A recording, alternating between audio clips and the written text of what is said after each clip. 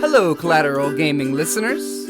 Chazzle Dazzle here from the Trial by Air Variety Show podcast. I just wanted to take a few seconds to invite you guys over to what we do. No, it's not video games, but we do invite really awesome and unique bands from all over the world. We dig deep into their souls and find really cool stories to tell you, and there's tons of music every week, so subscribe to us wherever you subscribe to your podcast. We look forward to having you. It's Halloween time on the bonus round as we once again step into the world of survival horror with Collateral Cinema, reviewing the 1997 classic Resident Evil Director's Cut. So stick around, the show starts right now.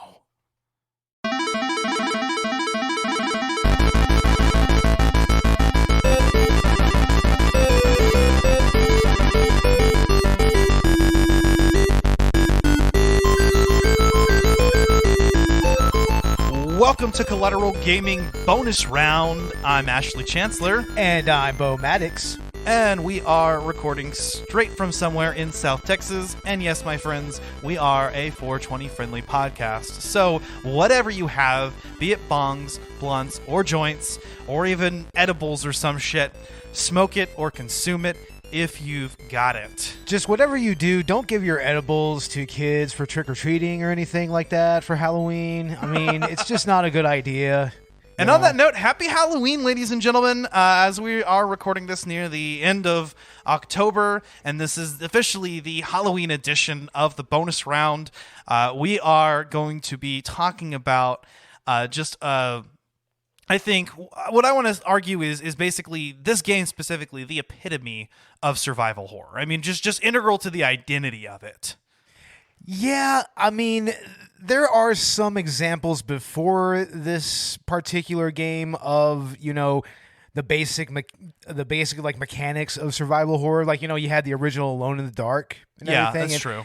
And I mean, Resident Evil itself, it was I believe it was inspired by a game called Sweet Home or something like that on the Nintendo. Really? Yeah. It was kind of a precursor to Resident Evil.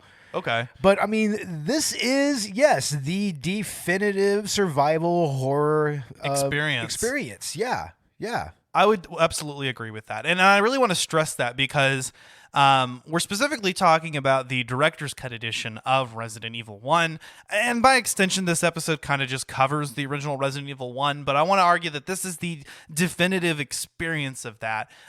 Excluding, of course, the remake, which I will argue is probably, just the definitive most superior version of this game. But if you're going for that classic 90s aesthetic, then, this is the way to go. This is the version that you're going to want to get. I mean, I actually recommended this to someone the other day on Facebook. I mentioned in like a Resident Evil shitposting group or something that, I would go with director's cut if you're going to play the original game. Absolutely. I mean, this set all of the standards for the genre, like pretty much. Like the PlayStation became pretty lousy with Resident Evil clones after this. I mean, this is true. All kinds of different games came out that had this exact formula, like Galarians. I mean, what's another one? What's the other one? Dino Crisis, of course, and that's also from Capcom. Yeah, that's true. Yeah, I mean, you had the tank controls. I mean, the graphics, the cutscenes. I mean, this is also another series that really moved, cinematic gaming forward, like at least by a generation. Right, yeah. No, I 100% agree. I mean, this launched the franchise, and, what the Director's Cut Edition is it's a re-release of the game 1 year later, holding off until Resident Evil 2.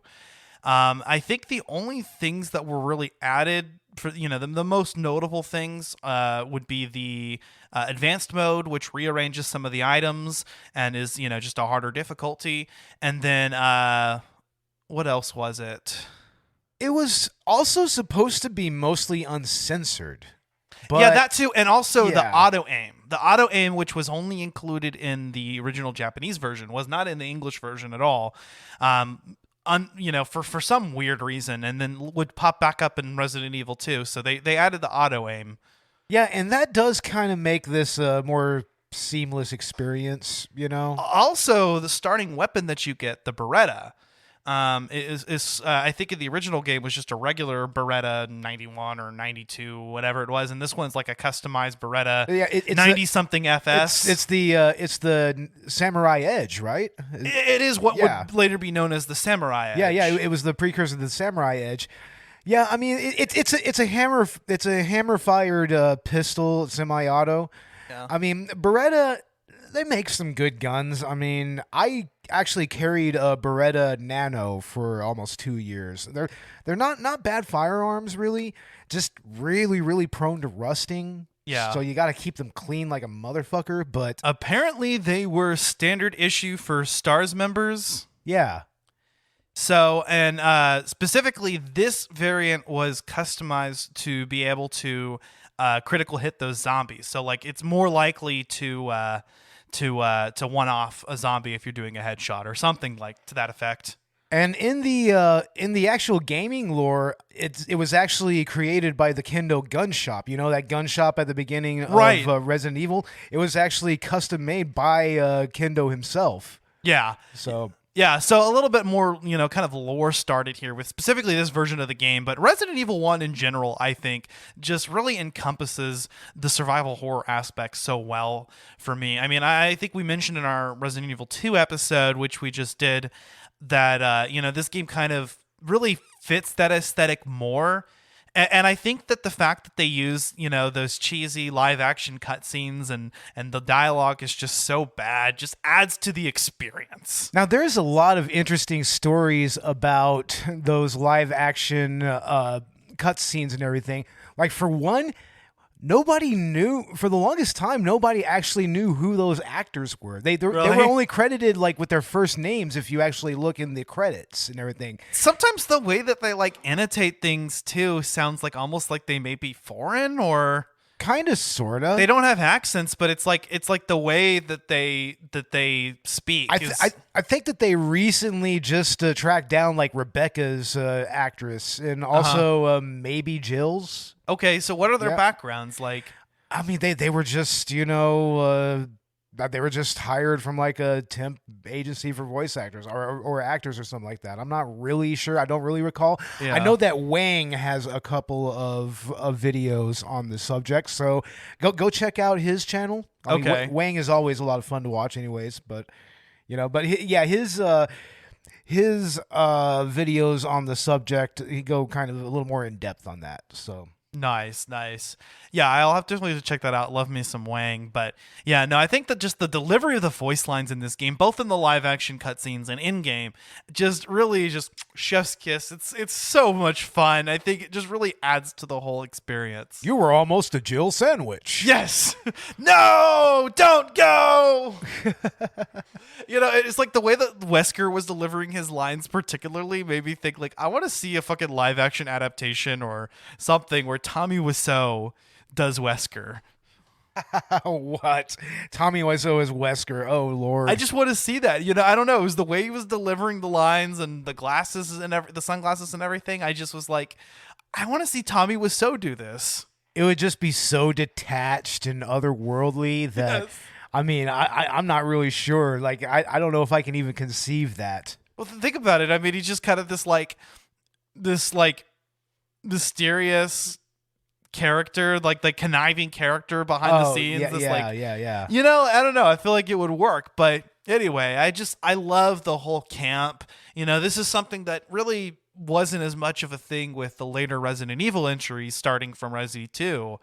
Just this game is just it's just really a blast. And that's not even to get into, for instance, the gameplay, because I think that the gameplay somewhat more encapsulates that survival horror aesthetic again, like I said before.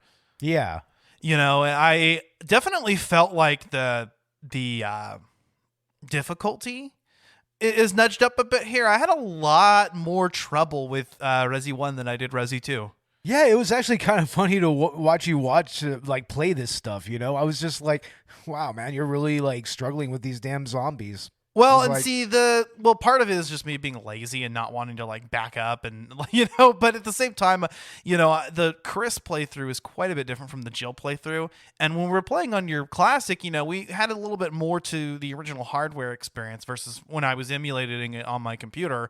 It wasn't as easy to just not emulating on the computer. No, I played this on my PS4, and there's a nice little rewind feature in that version. Oh yeah, that would be nice to have on my PS Classic, but On the PS Classic, we've got at least the save states, which is nice. Yeah, that's always a good compromise there. You know?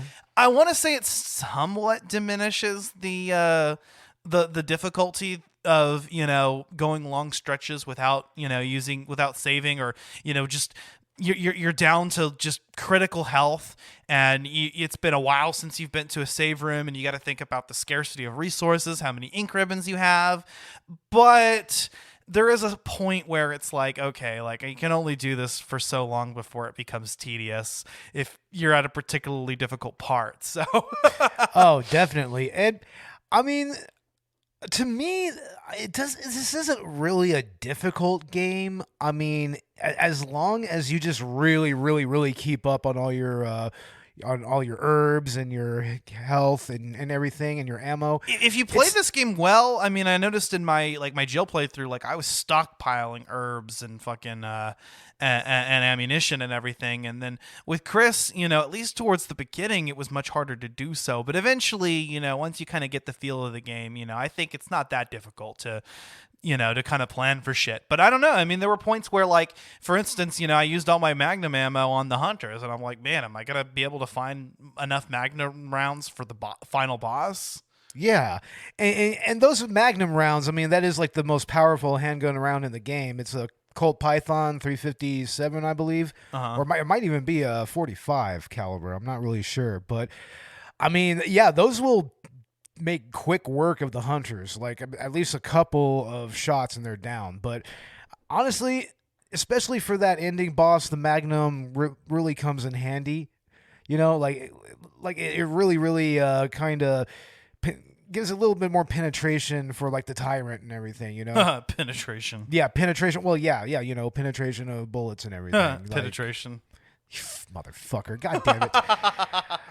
But yeah, I can see why you would really want to save those rounds. Right, exactly. Yeah. You got to kind of think about this strategically, and I think that that's really what makes the survival horror experience. And like I said, with Resident Evil 2, I mean, the scarcity of ink ribbons and, even ammunition to an extent was not really that bad. I mean, the game almost felt too easy for me. Resident Evil Director's Cut, I felt, or even just the original Resident Evil 1, I presume, it has a bit of an edge over that in terms of difficulty, I would argue. And especially if you play the advanced mode, which I haven't done yet. Yeah, the advanced mode, it really, like, you get even less ammo. Mm-hmm. I mean, I believe that the enemies actually deal more damage a little bit. And I mean, the bosses are a little more difficult. And they even fuck up with you and rearrange the items, I hear. And I think it even takes more ammo to take certain enemies down as well. Well, that makes sense, and some things were even tweaked, for instance, with the remake, like the dogs, you could get down those with 1 or 2 shotgun blasts. In this game, it's better to just unload 4 to 5 handgun rounds in them than it is to down them with 3 shotgun shells, there are a couple differences there. I mean, you need the accuracy of the handgun a little more than the stopping power of the shotgun with those dogs, because they're very quick enemies. Right. So it's like the way that you even approach enemies is a little bit different. Things were altered. And so, I actually had a much more difficult time with this than with Remake. And, part of that is it being on an older console. And just part of that is just, the design of some of the enemies being a little bit different. I mean, this game is just a little bit more unforgiving, I would argue. A lot more unforgiving, actually. I mean, Yeah, I mean, especially when you're starting to go through those herbs and everything. When you're getting down to the last one that's in your inventory. Right. Either that, or if you messed up and your inventory is full and you need an item like really, really badly, and you're just like, oh shit. Especially when you're playing as Chris. Oh yeah, especially as Chris, you're just like, oh god damn it, I either got to use one of these items now, or I got to find a chest. It gets really harrowing. And there's a lot of backtracking and moving back, but I think what's nice about that is that you sort of get a feel for the Spencer Mansion. Yeah, let's talk about the Spencer Mansion, because to me that is like one of the more iconic elements of this game. It's all pre-rendered backgrounds. This was like amongst the first games to really utilize that adequately. Right, and it actually, I think it really allows them to present an experience that's so iconic. I want to say, this game was really making the most out of their resources and the technology at the time to tell you this story. Yeah, plus just the layout of the mansion itself. It's kind of become its own iconic thing. Like when you that very first 10 to 15 minutes of the game is like quite possibly some of the best 15 minutes of gaming ever. Yeah. Well, some of the best opening ever is like you go like just into that first stairwell of the mansion and everything. You go up in there and everybody's just like, wow, what a mansion. Yeah. And it's like, those backgrounds are just kind of seared into my brain, It's like, it's almost like archetypal in a way. Yeah. It's an archetypal, scary, haunted mansion type thing and it's designed with all these different traps and puzzles. It's like, what the hell were the architects thinking when they made this? Well, it kind of makes sense when you consider the context that that the Spencer Mansion was actually associated with Umbrella, and it was actually, that was kind of its purpose, was existing to support these undercover Umbrella operations. Because I don't know the full lore, but like it wasn't Spencer like the person that it's named after, or the family head or whatever, Henry Spencer, I think, or wasn't he part of Umbrella or one of the founders? He was, and in Code Veronica you actually meet the two Spencer siblings who are actually they're the ones that currently own Umbrella at this point. Okay. Yeah. And it makes sense. There's a lot of really opulent rooms in here, but there's also a lot of really basic kind of utilitarian rooms, kind of. Like, for instance, all the different storage areas that become the save rooms and whatnot, Yeah. And also a lot of the bedrooms, like the lodging for the scientists and whatnot. Yeah, and I want to say the Spencer Mansion, in terms of at least lore, I think kind of makes a little bit more sense than, say, the RPD does. Yeah, even though I think we argued that as from a gameplay perspective, the RPD is a better environment. The Spencer Mansion has an edge, I think, in terms of lore and like story. Yeah, it kind of actually makes sense. Every room that you're in seems to have a sort of function within the layout of the mansion. And although parts of it are kind of mind-boggling, once you step back and you realize, okay, but this was either designed or altered with this purpose in mind, you're like, okay, that makes sense. Well, one of the things that's really interesting about the Spencer Mansion and the Arklay Mountains and everything is it kind of adheres to this concept that, once again, I'm bringing up the Librarian. That's one of my favorite streaming YouTube gamers or whatever, know. And he put forward the concept of cozy and creepy.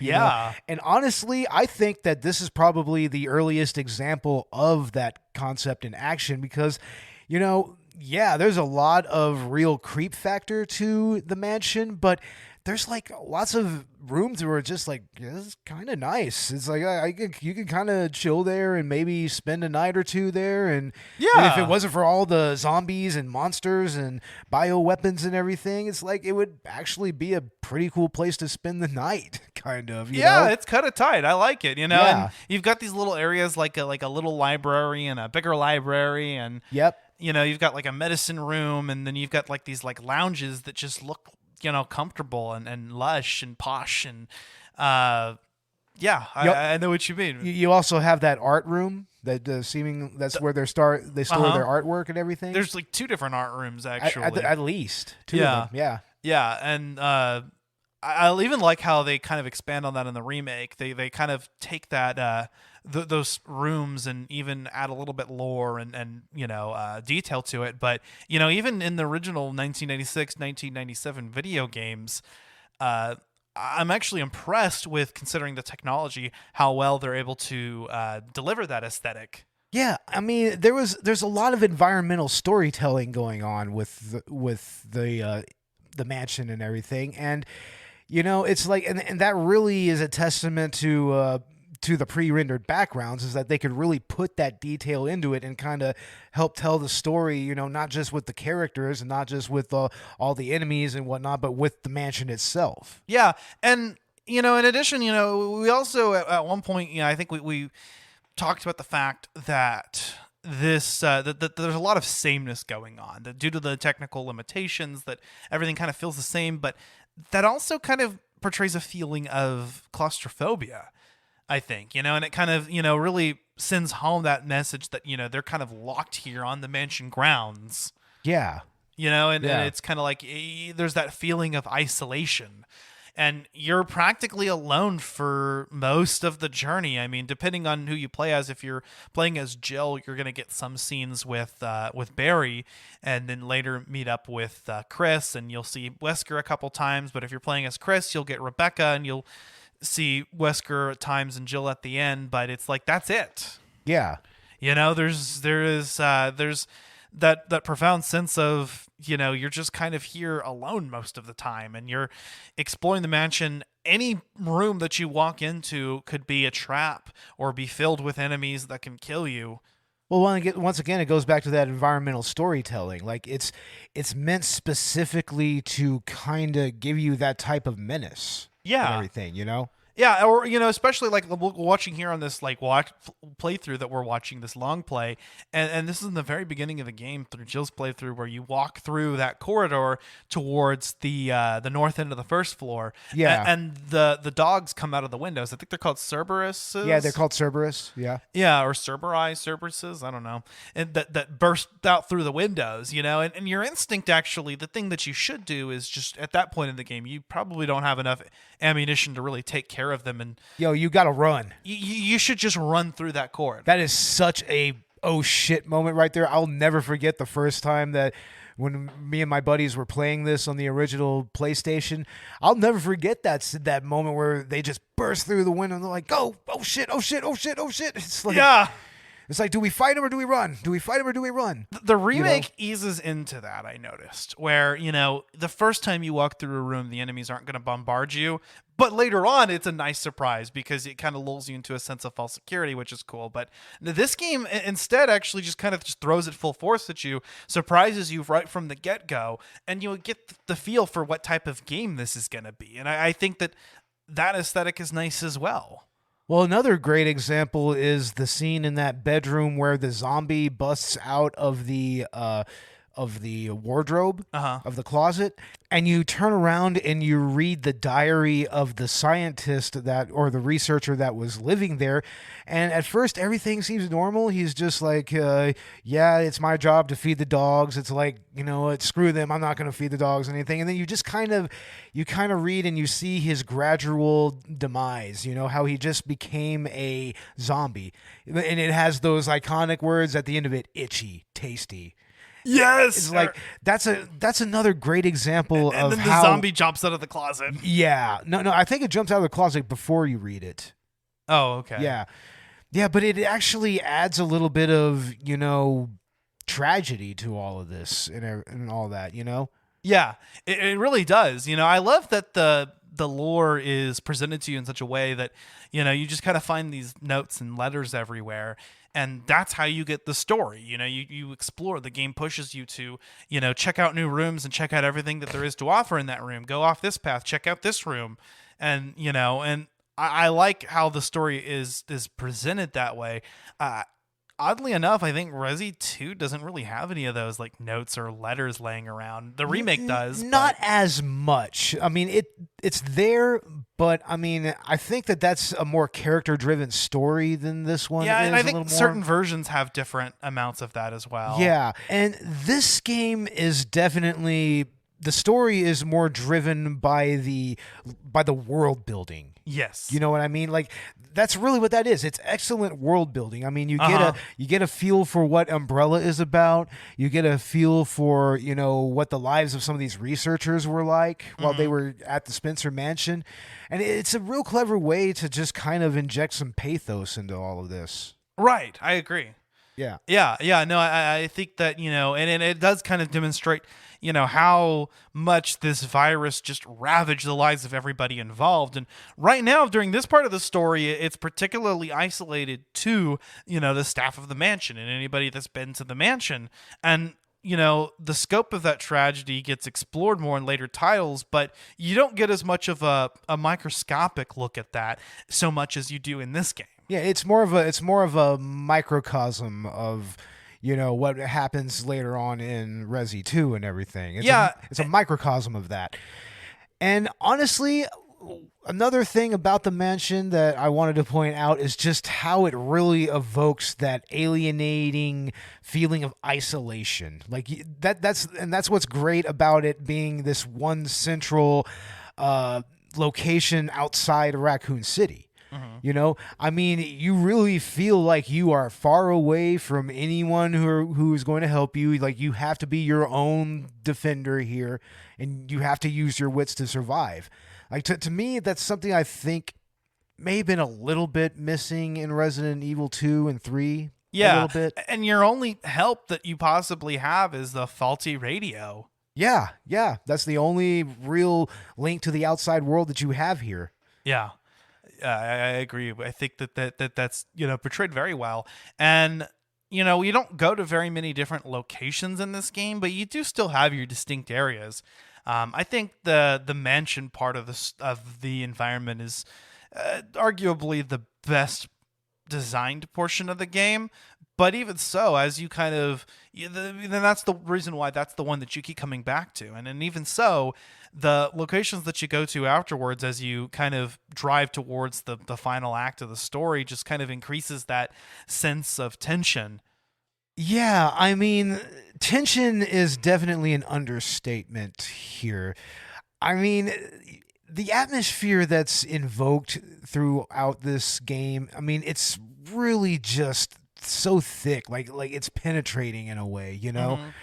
I mean, that was something that really like just scared the shit out of us when we were younger, but especially like with the music and just all the sounds of the way that they use the sound design, like to kind of evoke this huge spacious mansion and everything. Yes. I mean, that really just added to that isolation and to that tension.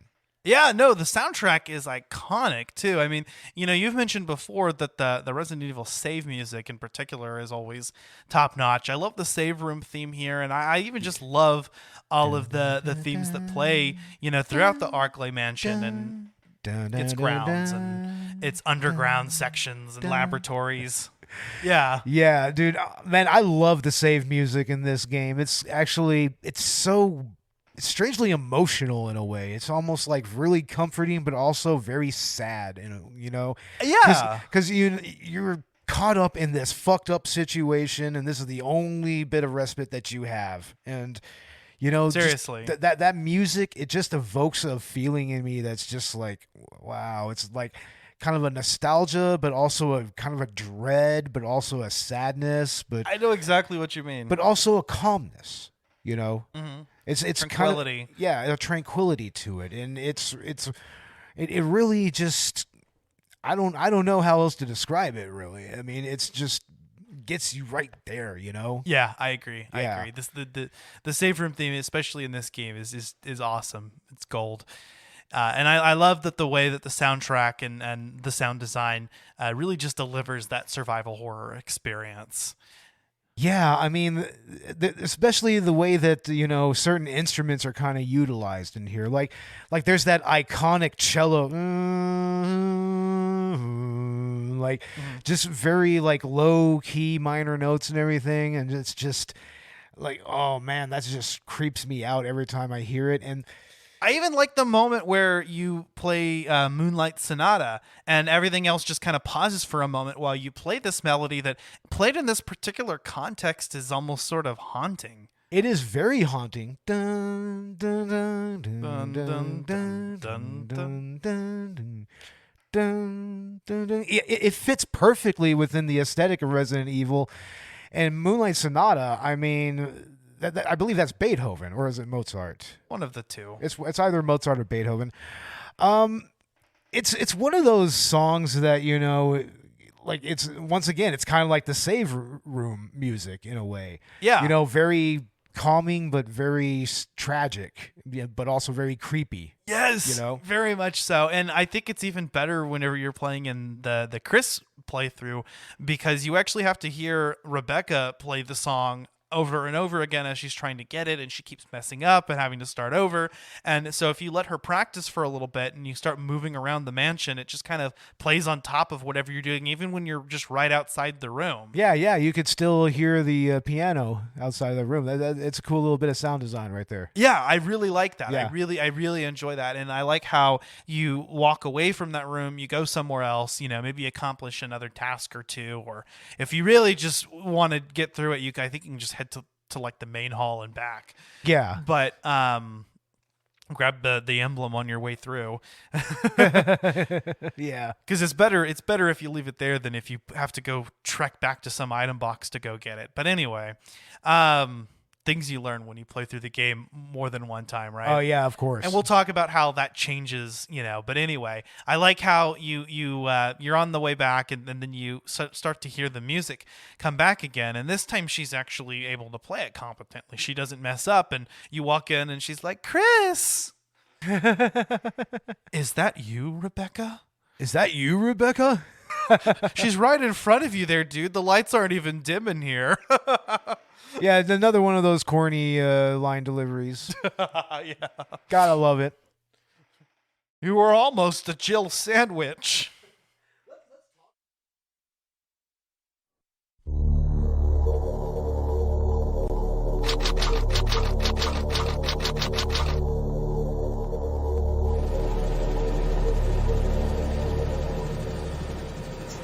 Alpha Team is flying around the forest zone situated in northwest Raccoon City, where we're searching for the helicopter of our compatriots Bravo Team, who disappeared during the middle of our mission. You haven't found it? No, I haven't found it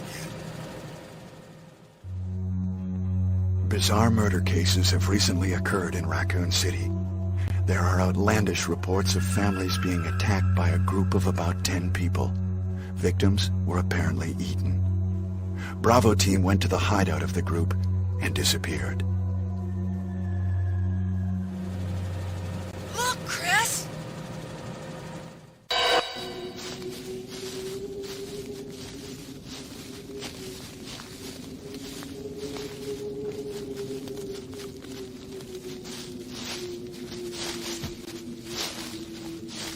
It was Bravo Team's helicopter. Nobody was in it. But strangely, most of the equipment was still there.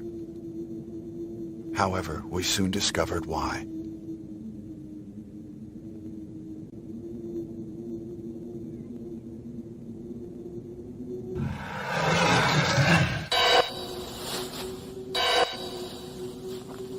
Hey!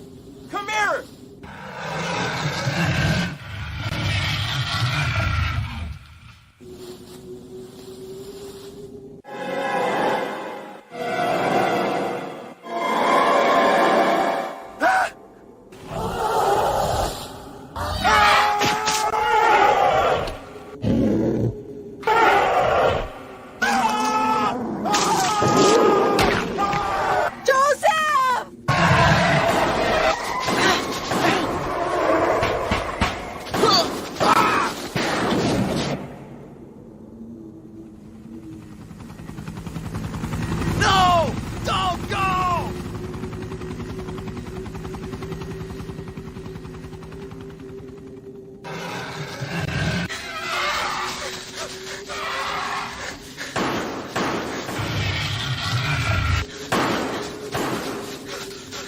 Run for that house!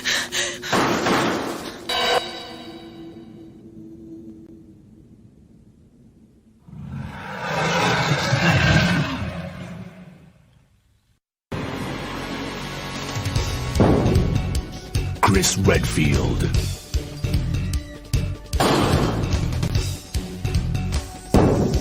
Jill Valentine.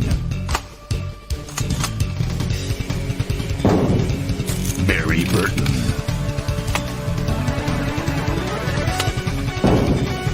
Rebecca Chambers. Albert Wesker.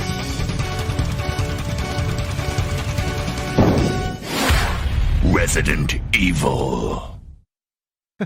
Let's talk about some of the characters Yes. in this game. Iconic fucking characters. Seriously, I mean, you've got, of course, Jill and Chris, and every time I play as Jill, I can't stop staring at her ass.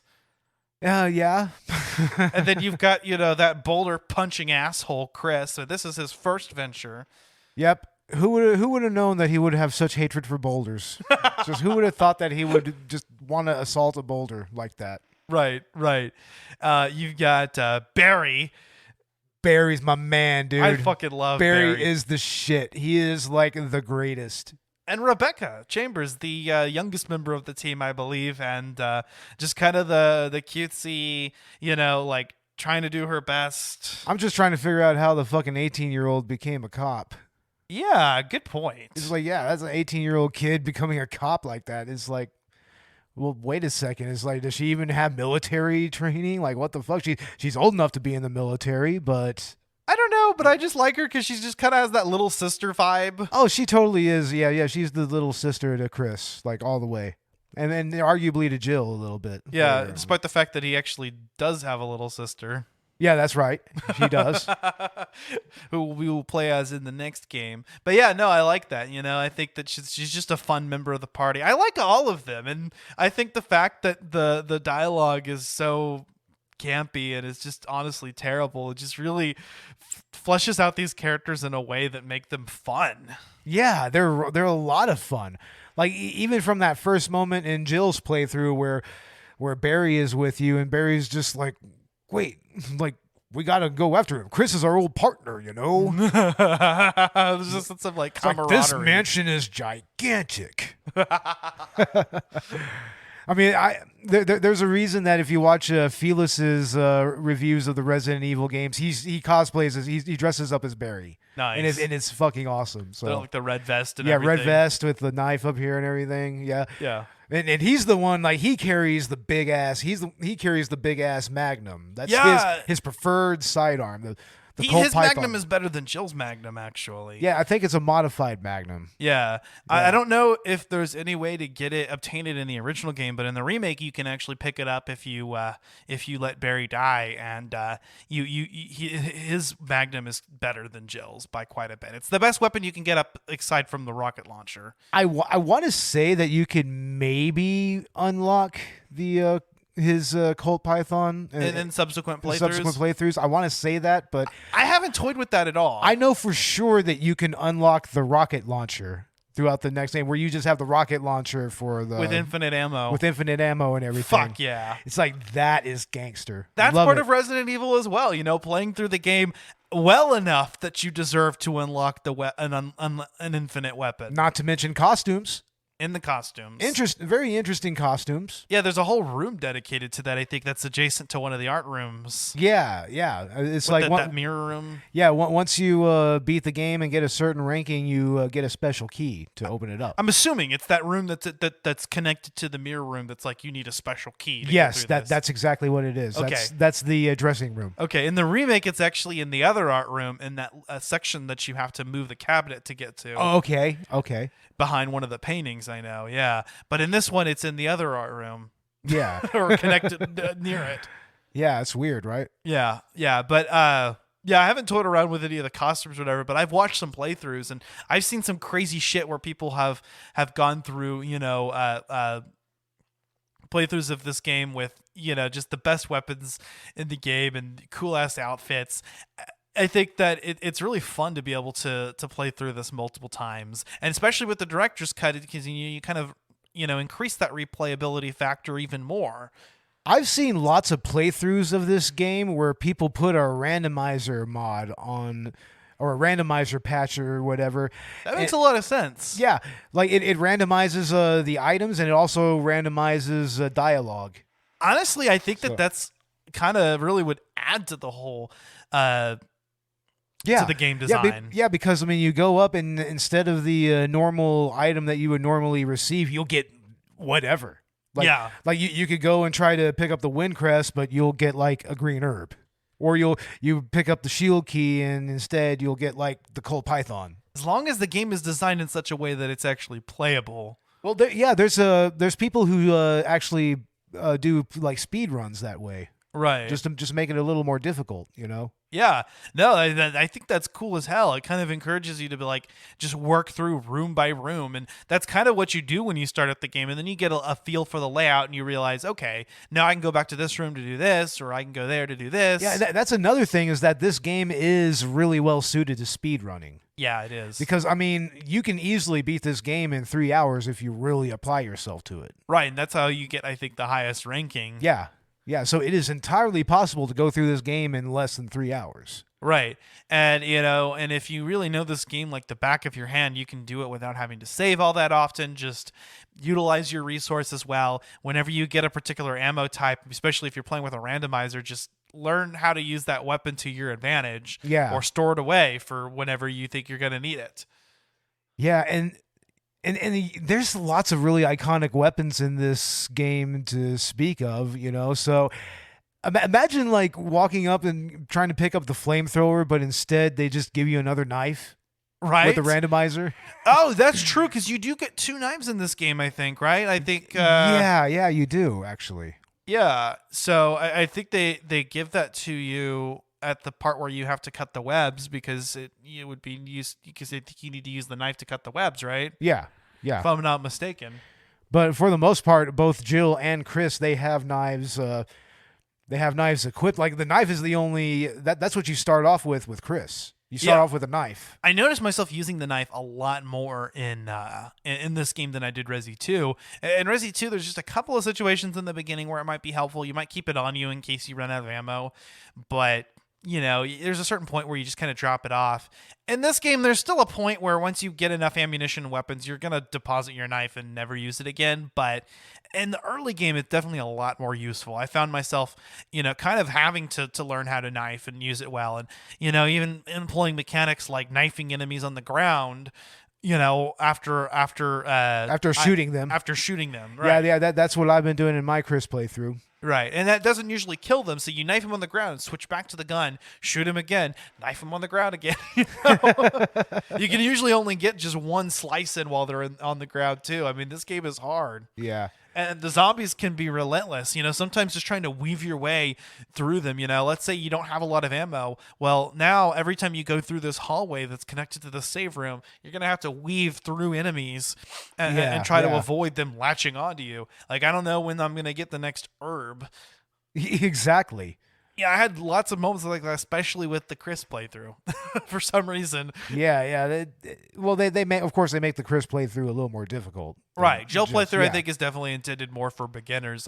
She doesn't hit as hard, but she makes up for it with the extra inventory space, so you can keep better weapons on you all the time. And also, her lockpick comes in handy because, I mean, in Chris's playthrough, if you want to lockpick certain things, you got to find small keys and everything. Taking up more inventory, exactly.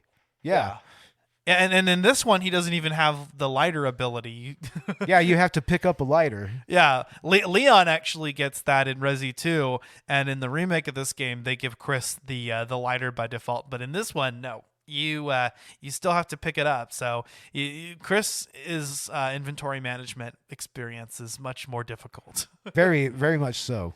You know, or at least involves quite a bit more strategy and really thinking about what I need. I mean, I found myself, because you want to make sure that you have the right weapons equipped and that you have at least an empty space for you. So at the end of the day, I had to decide, I can't really keep an herb on me right now because I have to keep this key item in my inventory. Exactly. Yeah. At least until I go through enough I unlock enough doors so that I can discard this key. It's like I don't have the space to have everything that I need.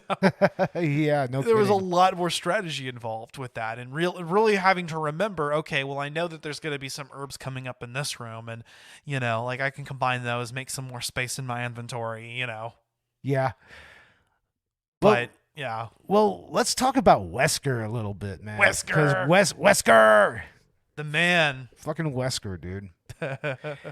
Yeah, I mean, he starts off as the commander of Stars. You have no reason not to trust him, but yeah, he does that infamous heel turn and it turns out that he's working for Umbrella, and And doesn't he somehow come back in later games? he does. Yeah. God damn it. I think mainly he comes back in Code Veronica.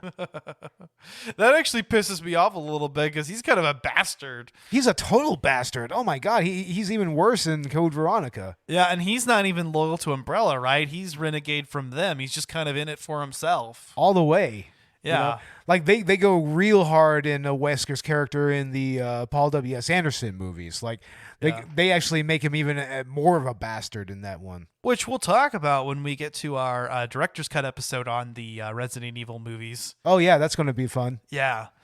I still haven't watched that, but just even in this game and what interactions you get with him, I don't know. He's a bastard, but I love him.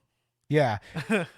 And let's talk about the Tyrant for a little bit. The Tyrant is kind of a character in his own right, sort of. I don't know. I just pumped him full of Magnum rounds and he was dead. And I didn't get the good ending, so I didn't get the final boss battle with the Tyrant in my Jill playthrough. Oh, really? Yeah, yeah, and Aw. I didn't finish the Chris one yet. So I actually So you much- never got to blast him with the rocket launcher? I haven't got that yet because Aw, what? apparently what you have to do at a certain part of the game is wait for Barry to come back with the rope. Oh, and yeah, that's yeah, the yeah. only way to make him survive. What? Why? I was convinced. I was like, why would I just sit here and wait? There's another way out. I can go and find and get up. I thought I would catch up with him. I didn't think I had to actually wait for him. Yeah, it's easy to kind of get tripped up by stuff like that in this game. But it does increase the replayability value. You're like, okay, well, that's something I could have done different. But yeah, I didn't get much time with the Tyrant as a result. But, I remember facing, the Super Tyrant at the end of Resi 2. He kind of looks similar and fights similar to that variant. Very similar, yeah. Yeah, to, the one at the very end of the game when you're playing in the B scenario. Yeah, that one seems a little bit more similar.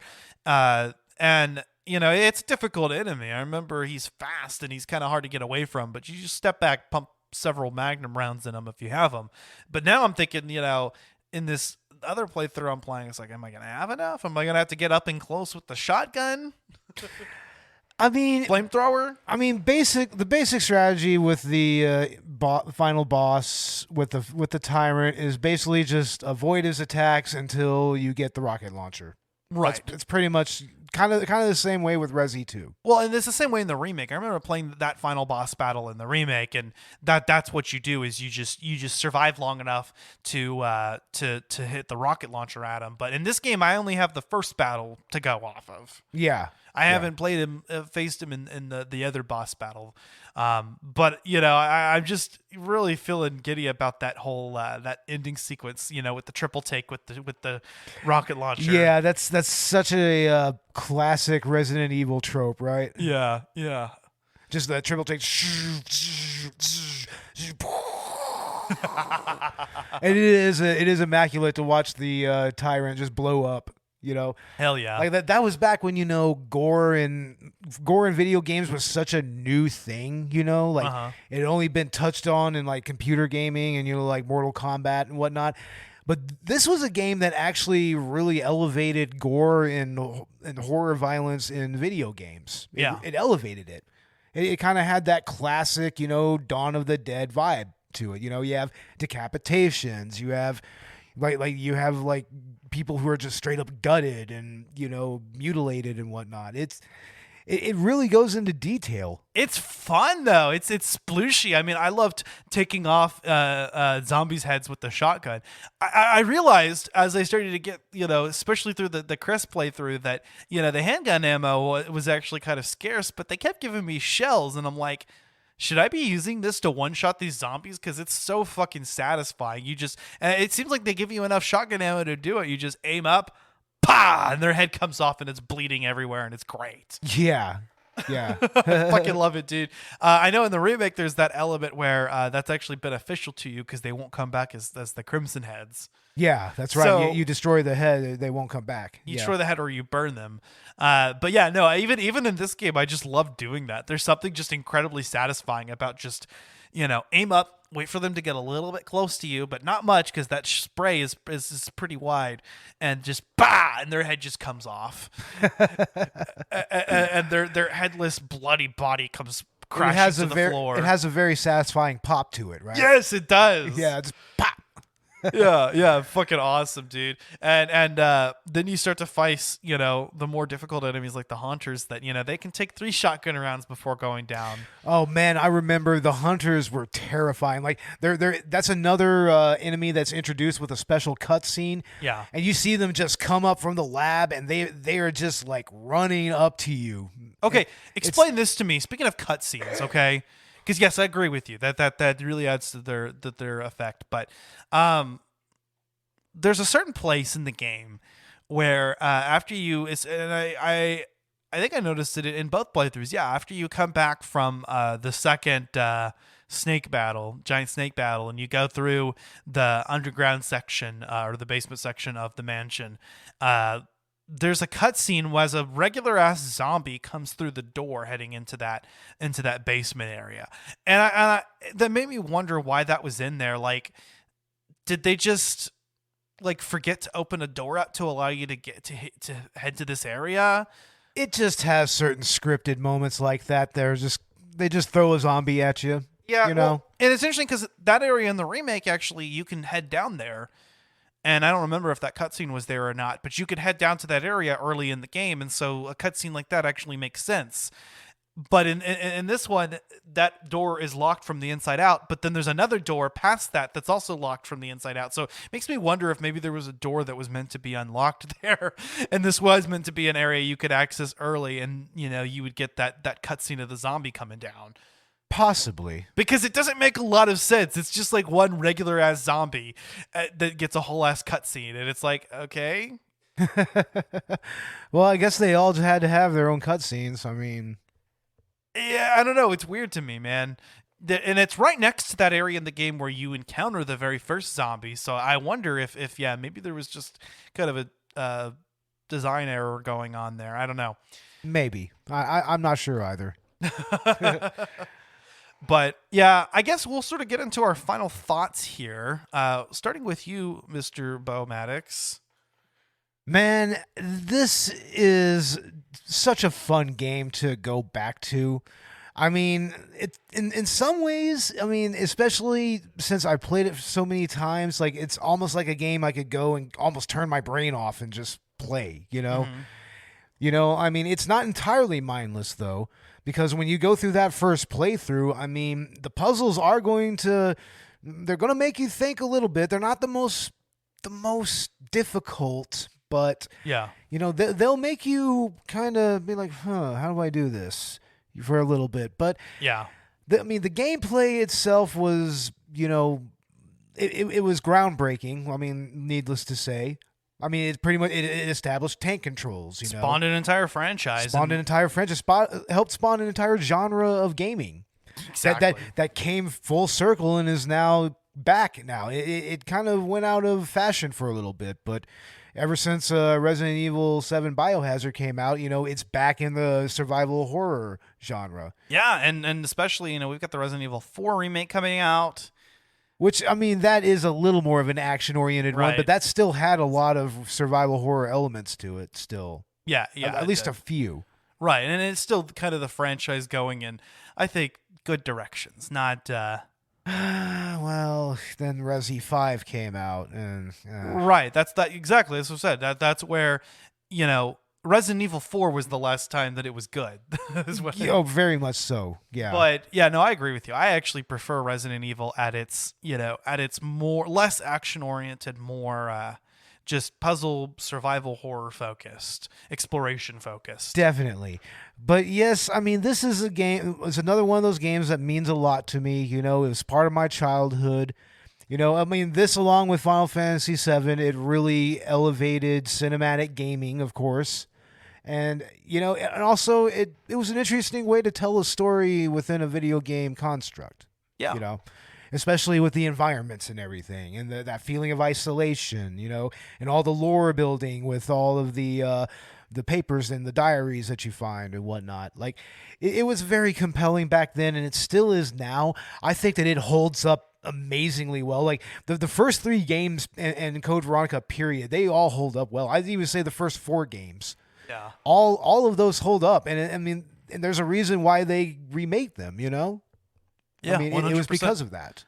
Yeah, I almost want to see a remake now, actually, of Resi 1. It probably would help.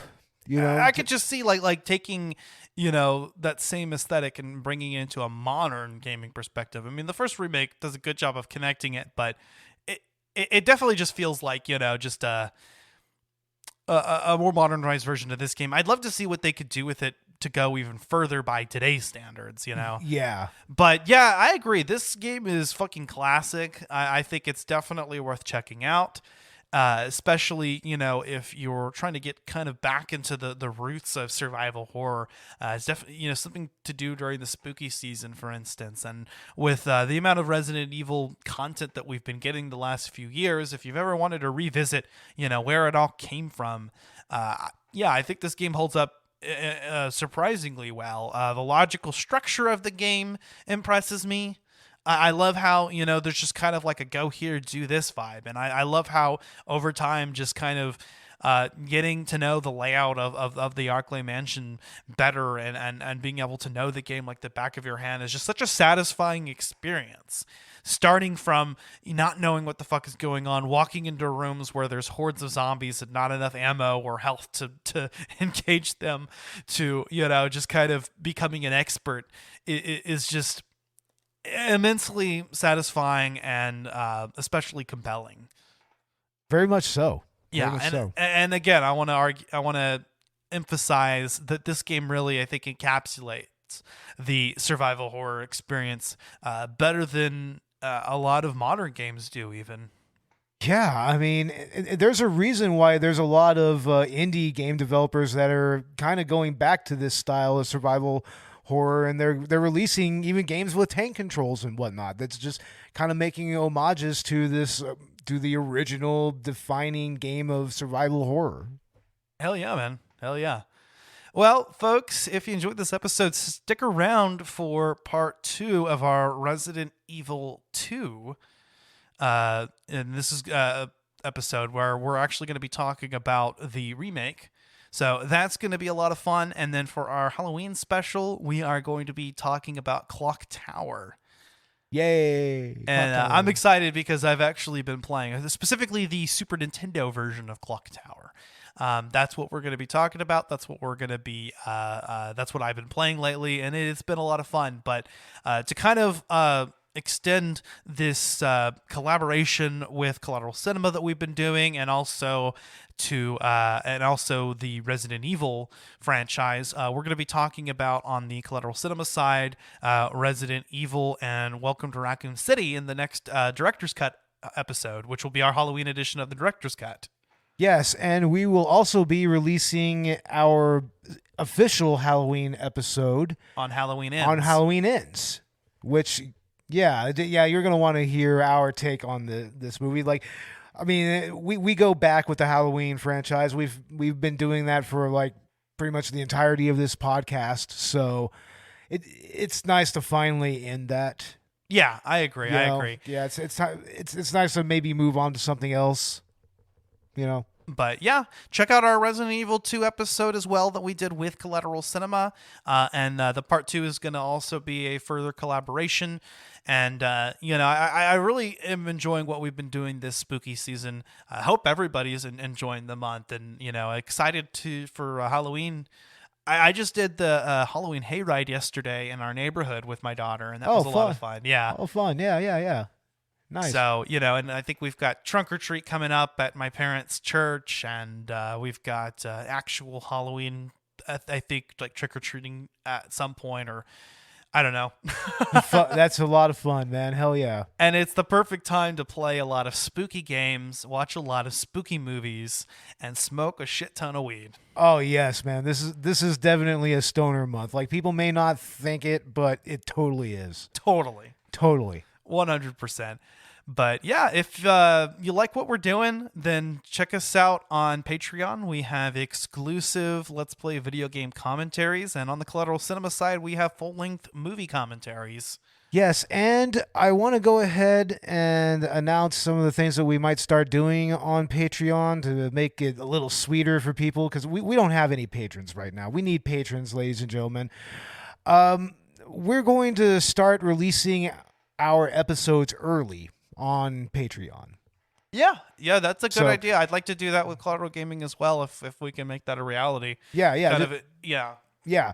And also, I want to actually get together a pledge drive to kind of get more patrons to join and to help us out with the show. So we might be putting together a live stream here pretty soon. Like maybe just with Collateral Gaming and just play a video game and just, maybe take a Q&A. That would be awesome, man. Yeah. And, going into the future, that would be something fun to do around certain holiday seasons like October, Exactly. And kind of do something a little bit more horror focused.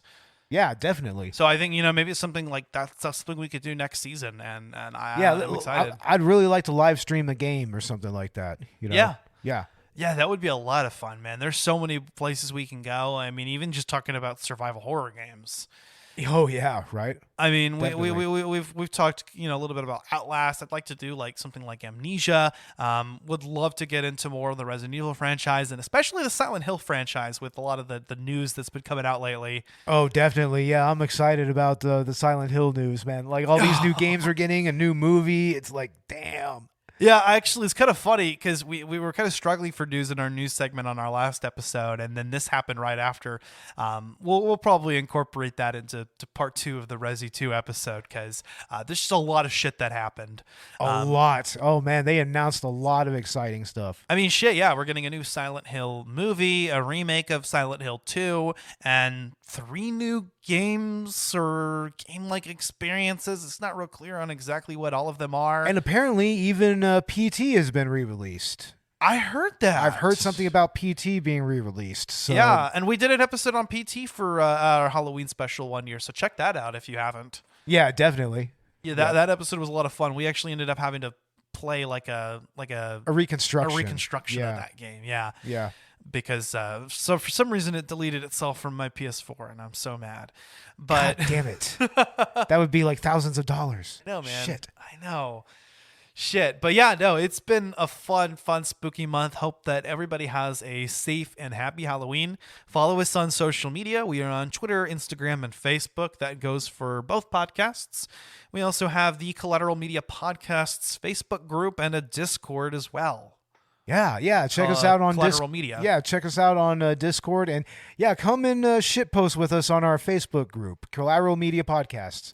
A lot of fun. We're actually getting some members becoming active with that group and posting shit. So you've got anything movie, video game, or even just pop culture or podcast related, related, wrestling related, fucking comic book related, whatever. Yeah, pop culture in general. Yeah, it's like you bring it up. Talk about it, news, memes, whatever, because it's a great place to engage. And I've been having a lot of fun so far this season on both podcasts. I'm excited for what is to come. Oh, definitely. And yeah, definitely check out Collateral Cinema on Twitter. I'm getting a lot more active there. Hit me up, at me. Like, we just had a guy by the name of Sean Bateman, he suggested a movie for us that we're going to do for a director's cut commentary, and it's the live action version of the Wicked City OVA. So, yeah, that's interesting. That's going to be our first actual request from a follower of ours. So, yeah, Sean, we're totally going to do it. Like, we'll probably do it sometime next month, maybe. Fuck yeah, man. Yeah, I'm excited. So, but yeah, thanks for sticking around with us, folks, and have a happy Halloween once again. I've been Ashley Chancellor. and I was Beau the Mangler Maddox. Got to make it Halloweeny, right? Right. I don't know what I would want to do with my name, but we are out. Out.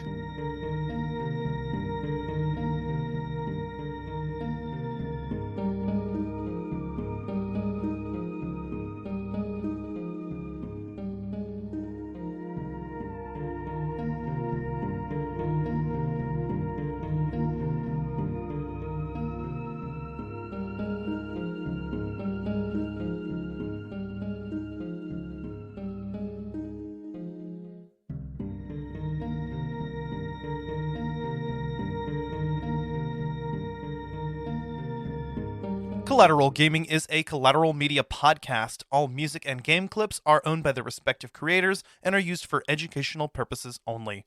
Please don't sue us. We're poor.